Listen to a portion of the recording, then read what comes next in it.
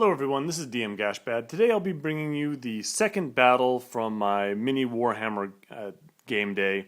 A friend of mine came in from out of town and we played a series of 500 point Warhammer Fantasy 8th edition battles. So you may have already seen the first one that I posted about a week ago. If you want to go back further into the archives, you'll see that we had another day of these. There's 3 more videos on my channel. But anyway, this is the second of 2 of these small Warhammer Fantasy battles. What happens is he comes over and he's got a particular army that he has brought with him.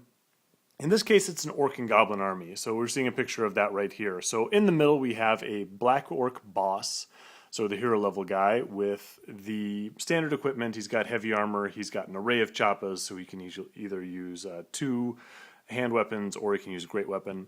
And he has the dragon helm for +1 armor save and a 2+ ward versus flaming attacks. Right behind him he has his core unit, that is 12 Savage Orc Big Guns with Boss, and that's a really big burly unit. Well, it's not large numbers wise, but it's expensive and it hits like a ton of bricks. All the way on the far left and the far right we have single trolls, common trolls, ordinary guys, but still really good in a 500 point game. That contraption over there on the left next to the troll, that's a Snotling Pump Wagon. On the other side, we have kind of a symmetrical layout right here for this photo. We have his Goblin Wolf Chariot. They come with an extra crew and an extra wolf. And behind everybody we have his Goblin Doom Diver. So that's his force. So that's what he's used in these 2 games. I'm going to change up my force every game because we're playing at my house and I have my collection sitting right there, so I get to switch things around. So let's take a look at what I'm using right now. We are using all wolves all the time. Now this is an army that I've wanted to use for a while just because I want to. This is my all Goblin Wolf Rider list. It's pulled from a couple of my different forces. Just everyone that's on a wolf I've put into this army. Now, I put these army lists together before he shows up, and so I don't know what I'm fighting against. If I knew he was bringing Orcs and Goblins, I probably would have picked something else. But as I didn't, I thought, you know, I'm finally going to pull the trigger and use this all-Goblin army that I've been thinking about for a while. Goblin Wolf Riders in Warhammer Fantasy aren't terribly good. In large games, as far as fast cavalry, light troops go, they have a lot of problems between their terrible weapon skill, their low armor, their animosity, which is can be a really big problem. They fail animosity and they just go charging into something that they have no business trying to fight. And the fact that my Wolf Riders frequently lose combat against artillery crews. I don't have a whole lot of faith in them, but it really is a lot of fun moving a Movement 9 model around. And that is what this army list is made up of. So dead center we have my Goblin War Boss. Now one of the nice things about the armies that I'm using is that I get to use Lord level characters. You can't use a lot of them in 500 point games, but goblins and humans are some of the armies that can. So long as they're under 125 points, they can go in the list, and this Goblin War Boss knocks in well below that. He is armed with a great wolf, a giant wolf. As you would expect, he's got a shield, he's got light armor, and I gave him the Sword of Might. So he's pretty good, really. His leadership is a reasonable 8, but he's toughness 4, he's got 3 wounds, he's got a 4-up armor save, he's got 4 attacks, which is real nice, and he's got a strength of 5. So for a model in a 500 point list, that guy's really good. We see my 2 large units, or well, my 2 units of wolves right there. On the right we have the torches. That's 15 Goblin Wolf Riders, full command, spears, shields, yeah, the whole enchilada. Those guys are really expensive, but it's a big block of fast cavalry, and it should be fun to use if nothing else. Oh, I'm going to mention real quick, the name of my war boss is Speedo, and that's a really old name from way back in the early days. I used to have a unit of Goblin Archers. What would this have been, like 3rd edition? This would have been, yeah, I used these guys back in 3rd edition of Warhammer Fantasy. And I had this unit of like 20 Goblin Archers. And I just nominated one of them, just a standard metal model, to be the champion, the boss of that unit. And he was a little goblin with just a little loincloth. And I named him Speedo. And that name kind of stuck because it turns out those goblins really did like moving fast. Like, not only was he really underdressed, but they tended to both run away and move forward quite quickly. So when I eventually started painting some wolves, I made the champion. I kind of upgraded that model and kept that name for the Wolf Rider boss. And eventually, I guess he made his way up to war boss of this little pack. Behind him, we have 5 Goblin Wolf Riders, spears, shields, musician. That's a group from my Orcs and Goblins that come from the Chaos Wastes. So as you may have heard me say in a previous video, I have sub-armies within my main army. So I'll have between 500 and 2,000 points of little armies that come from different areas. I've got a pirate one, I've got the one from the Sylvania, and I've got one from the Chaos Wastes. And this is the Hellhound gang, and they come from the Chaos Wastes. So you see I'm using the old metal what do you call them, Chaos Hounds, and I'm mounted on the plastic goblins, and so that's their deal. Over on the left, just like my opponent, I have a Goblin Wolf Chariot. I've got extra crew, extra wolves, and over on the right, so the Chariot on the left is called the Fanged Spectre, and over on the right we have the Cadaver Traveler. That is my Goblin Wolf Chariot based on dire wolves and the Corpse Cart, and that is part of my Sylvanian Wa. The army from the Vampire Count's territories. That's my whole group. That's 500 points. We'll see how those guys do. After doing the alternating deployment, just a quick note, we're just using a basic scenario, the battle line or whatever, just line up across each other and fight. I find that Warhammer 8th edition doesn't really need scenarios. You get an interesting battle just from the nature of the game, just from the differences of units, just from the way that they move. You don't really need a lot of terrain, and you don't really need complicated scenarios. You can have them, and they're fine, and I've had great games using those, but you don't absolutely need them. We've kept the same terrain from the previous game. I didn't want to go and dig out more stuff, so we have an Arcane Ruins, which is counting as impassable. That's that big tower thing over on the left, and you can barely see the Sigmarite Shrine over on the right, which is a building, which is not going to get a lot of usage from my troops because they're all mounted and they can't go into it. Anyway, this is my opponent's deployment. On the far left we have the pump wagon, and next to that there's the wolf chariot, and right in the middle we have his big guns, his big bosses in there. The 2 trolls are off on the right, and the Doomdiver is behind everybody. My force, which you can see over there, I have to admit I'm a little bit proud of this. The first thing I deployed were those 2 chariots.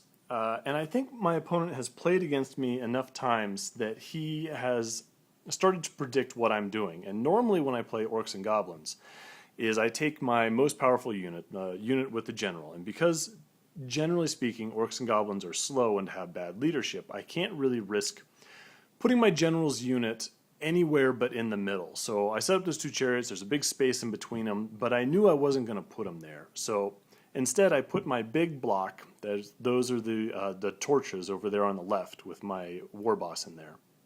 And I put them all the way over on the flank. And I don't think it really matters so much for this game. But I honestly don't think that my opponent was expecting me to do that. Not that it, made much of a difference. I don't think it wrecked his plans or anything, but I think it at least surprised him.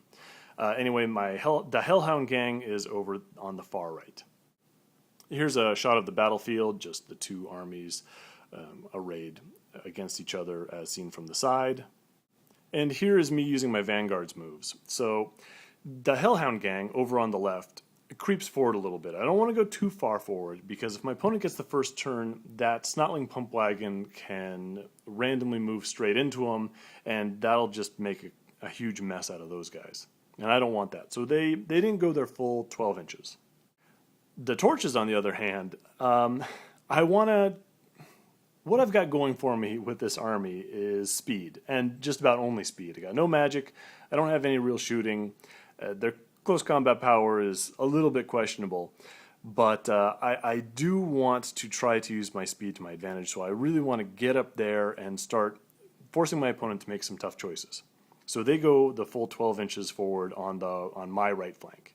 My opponent does get the first turn, which is fine. I'm glad I held back with the Hellhound gang. The big news is that both of his trolls fail stupidity, so they just sort of blunder about a little bit, and that helps me. he has a little bit of a problem because those trolls are not doing anything useful and are probably getting in his way. So he starts to swing his big guns around a little bit. He's got to be careful of my chariots, so he doesn't want to commit completely. Now this is a good idea on his part. His Snotling pump wagon actually moves back towards his lines, which is a good idea. If he sent it towards the Hellhound gang, I would have just charged him and I would have probably won. But now he's keeping it around his lines, meaning that this is going to be a persistent threat to anything I move up to try to surround him or try to take out some of his more vulnerable support units. So that was a good thing. And he held his other chariot back to just keep my 2 chariots away. In his shooting phase, he actually fires his Doom Diver, and it looks like it misfires. So you can see that Doom Diver is facing backwards. It's not going to be able to fire either this turn or the next turn, which is really good news for me.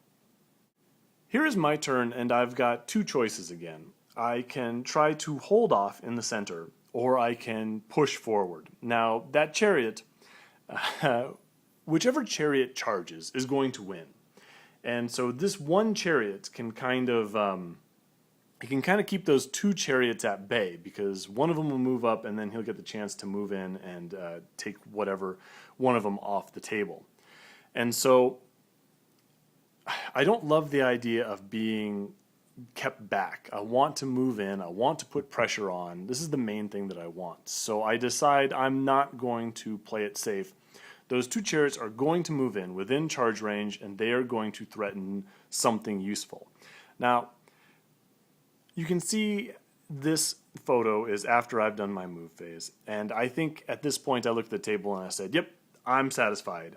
I think I've done what I wanted to do in this game, because I just really like the idea of this core of kind of hardcore Orcs and Goblins, which is my opponent's army, being surrounded by all of my fast-moving troops. So I have swooped in from various directions, and I am now threatening him from every side. Now, how actually threatening these troops are is a question, but I do really like the look of this sort of little bighorn kind of thing, of all these goblins surrounding this force.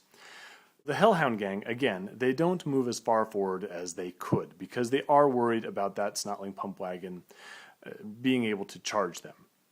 Now, they are within charge range. It's a longer charge. It's like 14 inches or something like that, which you can do. But it's less likely. And again, I don't want to be held off at arm's length. I want to get in there. I want to start threatening him. If he's able to keep me away, then he's just eventually just going to shoot me apart. And I don't want to do that. The Goblin Wolf Riders on the right, the big unit with the War Boss with Speedo, they're in a better situation because those trolls are just an impediment to him right now. They are super in the way. They may even fail stupidity again, but I'm going to move them up as far forward, and I'm going to threaten the trolls. I'm going to threaten the Doom Diver. Yeah, it's all looking good. The 2 chariots in the middle, the risk I'm taking here is that, yes, that chariot can absolutely charge into one of them. It's a long charge. It's longer. But the plan is that if he charges into the 3-wolf chariot, which is closer, I'm just going to flee with it. And then I'm going to countercharge with the Cadaver Traveler. And there's risks to all that. But I think I want to possess that center, and I'm willing to sacrifice one of my chariots to do it. So I'm willing to take that risk in order to keep some pressure on my opponent. So now it's my opponent's turn. Everything goes a lot better. He passes Animosity, he passes Stupidity, and the first thing that he does is he declares a charge with his chariot into my 3-wolf chariot. And according to my plan, I go ahead and flee. What he does next is he tests to redirect his charge, which he passes, which is too bad. And then he directs a charge against my 2-wolf chariot. Now I stand and fire, and I don't do any wounds or anything.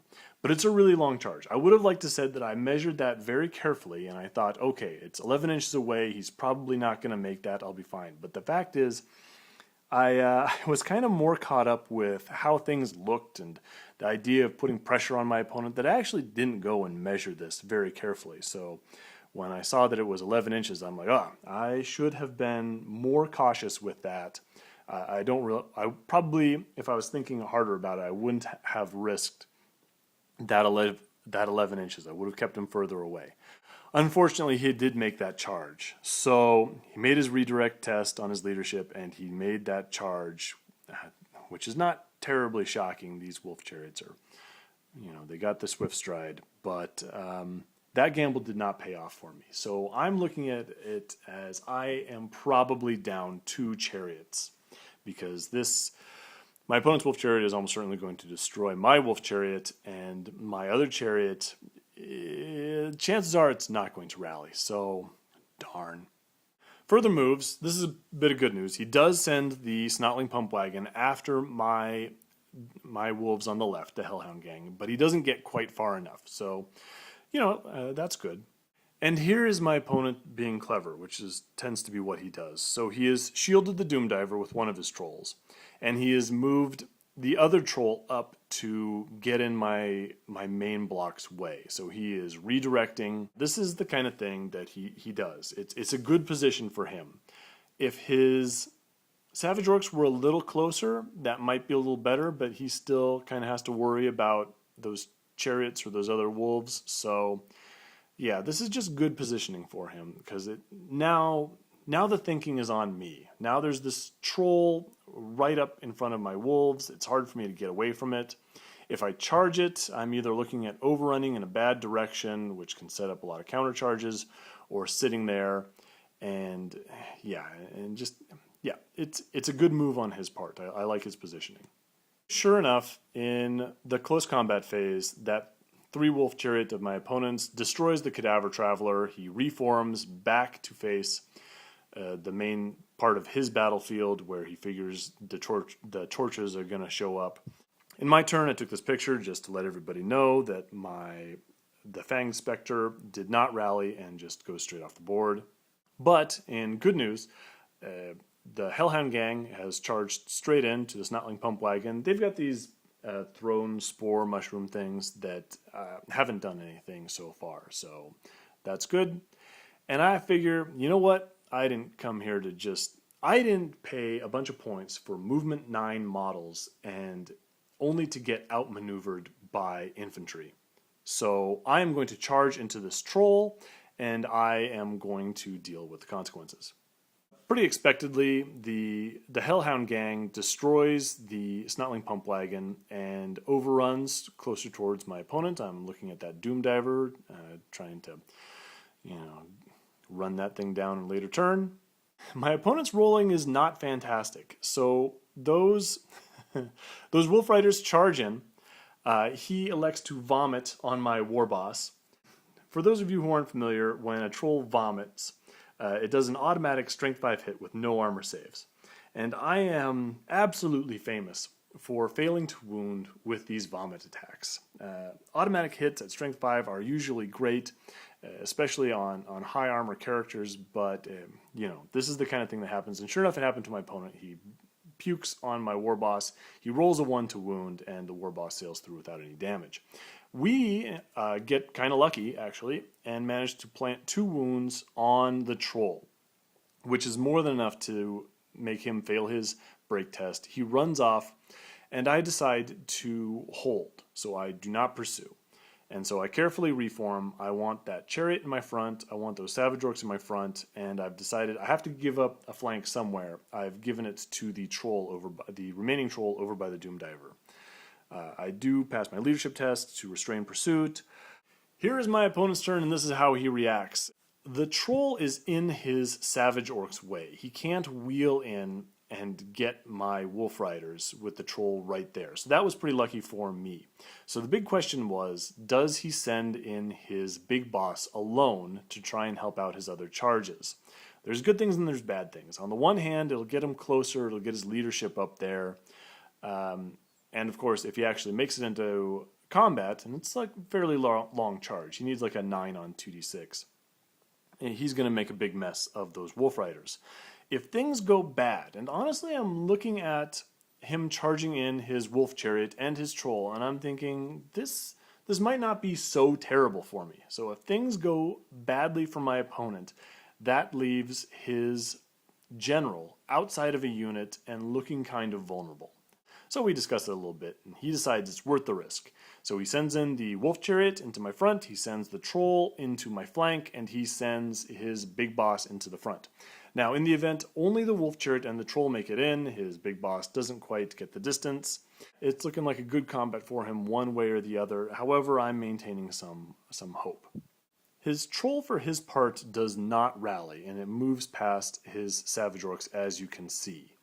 His Doom Diver, again, misses, doesn't do anything very productive. It's been my opponent's luck this whole day. The artillery is just not working for him. And here we see the results of that combat phase, and as you can probably tell, it went very well for me. The Wolf Chariot charges in, but only did like 2 wounds to my Wolf Riders, which is great news.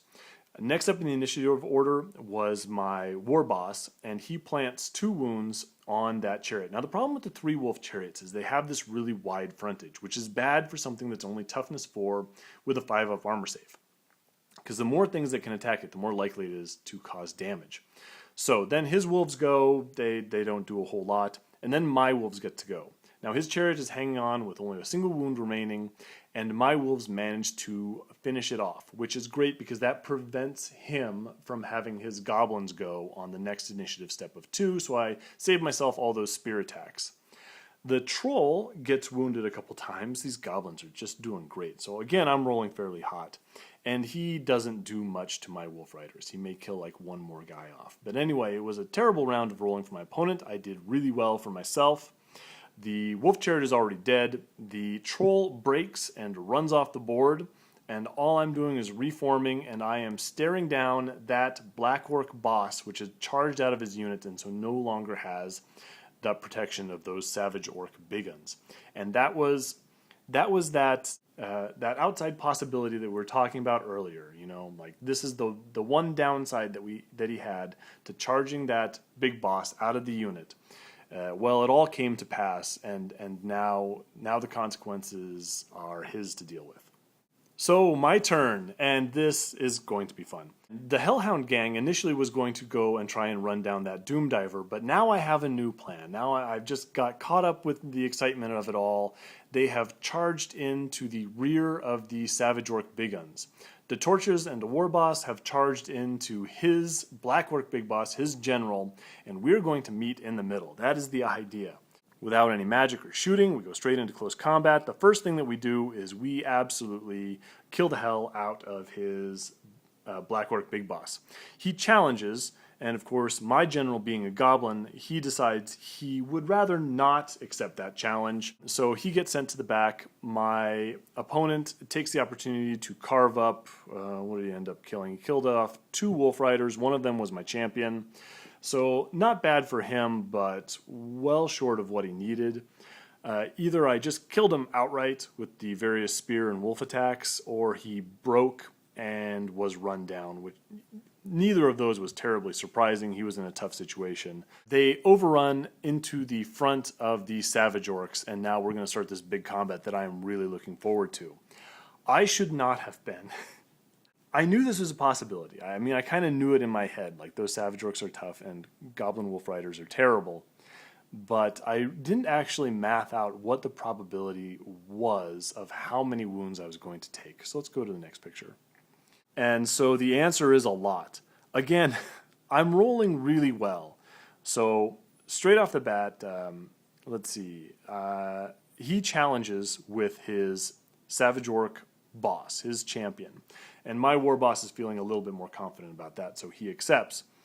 And I managed to kill him with 2 overkill and don't take any wounds myself. Honestly, I think that's probably a better thing for me anyway, because if he directed all his Savage Orc attacks, he had a chance of just killing my general. My Goblins and my Wolves, they managed to kill off another 4, but what happens is that before the Goblins kill off a certain number of those Savage Orcs that I just said, he has a choice. I think when it was his turn to strike, he had 9 Savage Orcs remaining. 8, because his boss was already dead, but stuck in a challenge. He had a choice of how many guys he's going to send to attack the guys in the back, and he chose 3 Savage Orcs to attack the Hellhound gang, which was fighting to his rear. And he did not wound with a single hit. Again, super bad rolling. I may have gotten some good armor saves in addition to that, but he failed with 9 attacks to do a single wound, which is absolutely crazy because it wouldn't have been hard to imagine him killing them all. His main unit strikes back at my main unit and he kills 8 Wolf Riders, so that unit's almost completely dead. Which, again, not surprising, but it's a satisfying number of dead greenskins. We count it all up, and it does end up with me being the winner, but not by a lot.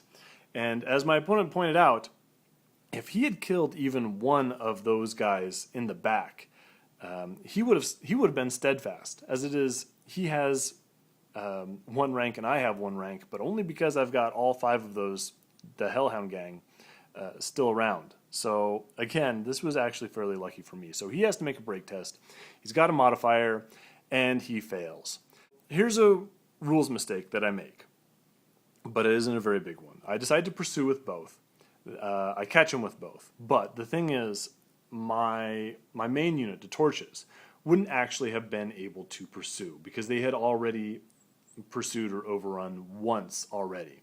So they could have only reformed. They couldn't have pursued again.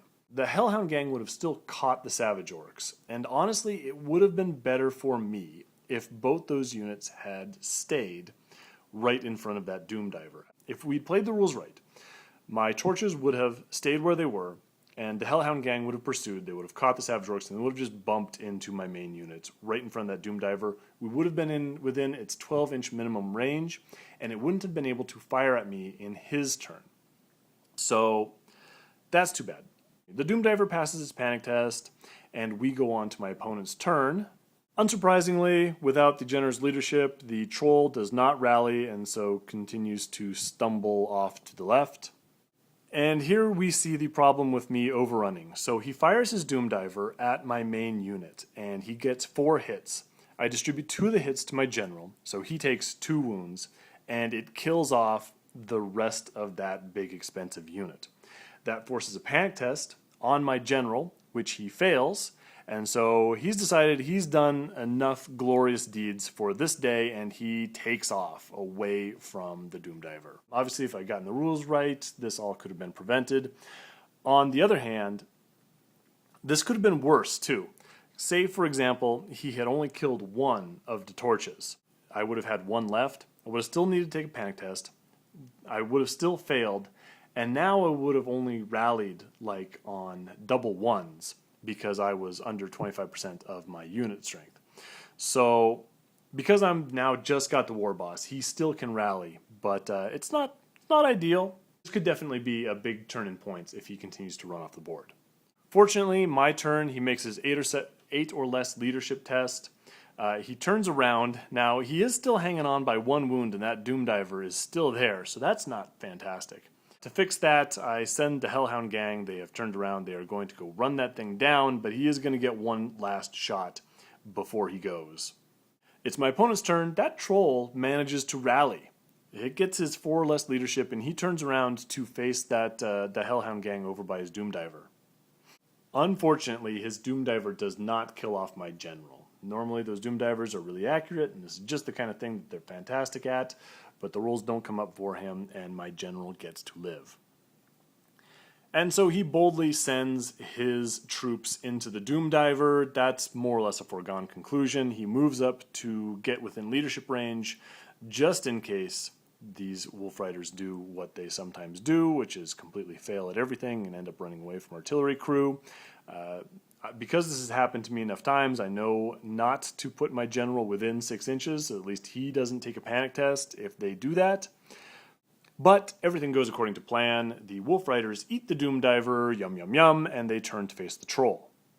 The Troll thankfully fails stupidity and stumbles towards them. Last round of the game, we're going to go out in glorious style. This Troll gets a chance to get some glory for himself. I'm going to send those Wolf Riders into the Troll. The Troll kills 1 of them, but he takes enough wounds and he gets run down. Now, we did kind of forget that he had 2 wounds. You might have noticed that 2 wound die that had been following him around for half the battle. It got lost somewhere in the shuffle. but it really doesn't matter. Anyway, that was a really fun game. I really liked the way the wolves performed in this battle. Unfortunately, it relied on a gigantic amount of luck. After I lost my chariots, those wolves having to go into that Savage Orc Big Gun unit, there was really no scenario that they had where the odds would be in their favor. They're just too squishy, and those Savage Orcs are too good. If I had been able to support them with the Chariot at the same time, that would have made a big difference. However, I lost all my Chariots just through a combination of me being dumb and through bad luck. But doesn't matter, because good luck came around and really helped me out. And so yeah, this speedy force of goblins surrounded and destroyed an Orc and Goblin force in kind of spectacular fashion, and so I'm really proud of them. Anyway, thanks for watching that. If you have any questions about this, leave them below. Again, I really like these 500-point Warhammer games. I know they're not everyone's cup of tea, but if you've never tried one of these things, they're real quick. Give them a try, because again, 8th edition, it does work at small points values, especially if you've got two people that aren't actively trying to be jerks about it. I'll see you in the next one. Thanks again. Bye.